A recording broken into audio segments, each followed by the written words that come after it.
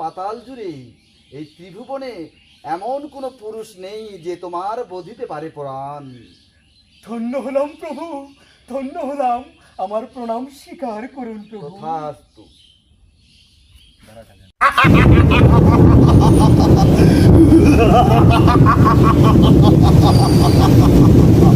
ব্রহ্মার বলে আমি অমরত্ব লাভের বর পেয়েছি।